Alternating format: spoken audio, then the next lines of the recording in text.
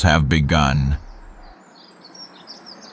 The afternoon orders are different from the lunchtime ones. There are fewer hot meals and more coffee, milk, tea, bread, and pastries. Someone at work wants something sweet.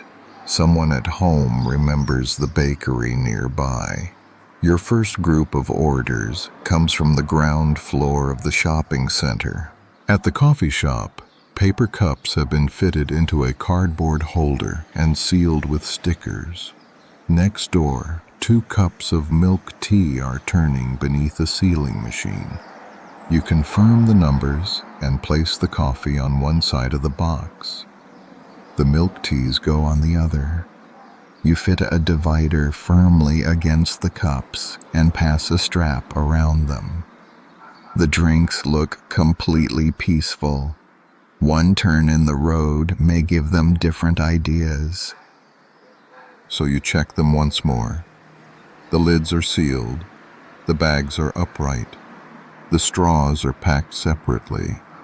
The sun is no longer directly overhead. Buildings cast longer shadows across the pavement, and the roads are quieter than they were at lunchtime. The coffee goes to an office reception desk. The milk teas go to nearby apartments. One customer asks you to leave the drink outside. The other comes downstairs to meet you. She takes the bag and glances at the cups. Both are still upright. For this afternoon, at least, the milk tea has cooperated. There are not many orders after that. You carry bread, then pastries. Between deliveries, there is time to park beneath a tree and drink some water. The street continues around you. A bus arrives and leaves. A cleaner pushes a cart along the pavement. Students emerge from a nearby school. A refrigerated cabinet hums outside a convenience store.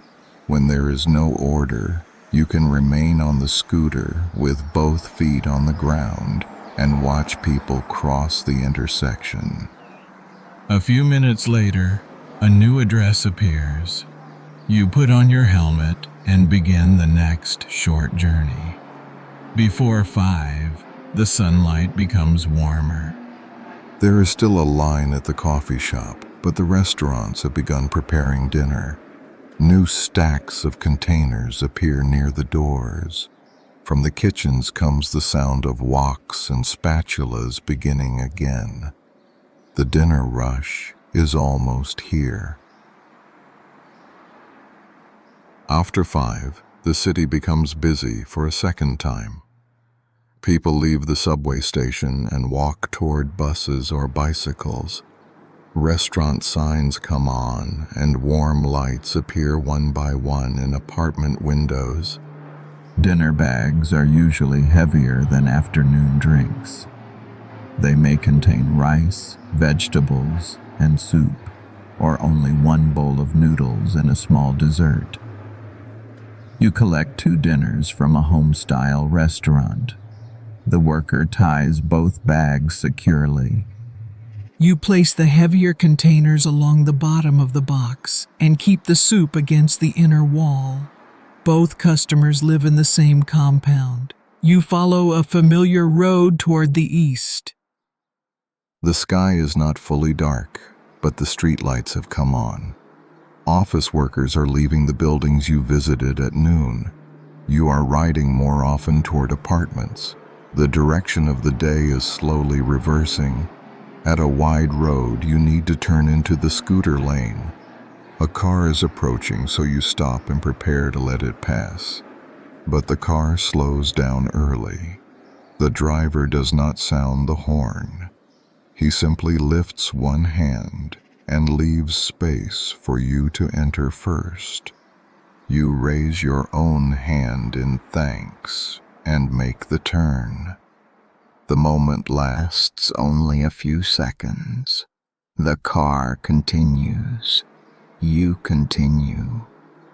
Soon the intersection is behind you.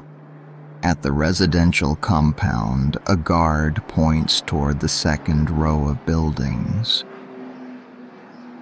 Building 9 is farther inside. You thank him, park, and carry the 2 dinners in. The first elevator is already waiting on the ground floor. This is a small piece of luck. You step inside and press 12.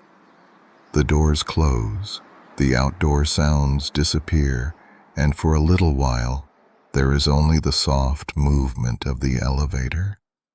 The customer meets you at the door. You hear dishes and quiet conversation inside. He takes the bag and thanks you. The second meal is left on a small shelf outside another apartment. A message arrives a moment later to say that the customer has seen it. The sky is darker now. Over the next few hours, you pass more illuminated windows. There are plants, drying clothes, a kitchen window clouded with steam, and someone gathering toys in a living room. You remain at each door for only a few seconds. A gentle knock. A paper bag passed from one pair of hands to another. A short sentence. Then you turn and leave. Most of a city's life takes place in rooms that other people never see. You do not need to know whether each family is celebrating, worrying, or simply eating dinner. You only need to find the right door and bring the right meal to it.